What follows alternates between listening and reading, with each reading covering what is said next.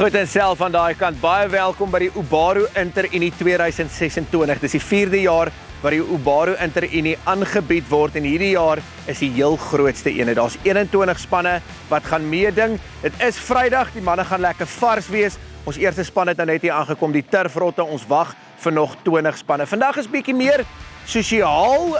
Daar is 'n item wat vandag gaan plaasvind. Dis natuurlik die vlotbou en die vlotroei kompetisie, maar van daar af is dit lekker sosialisering en dan môre is die groot items wat gaan plaasvind. Ons gaan julle op hoogte hou by landbou.com. So skakel in as julle wil sien wat ons alles aanvang hier by die Ubaru Inter-Unie. Nou maar toe, hier gaan die dinge nou gebeur.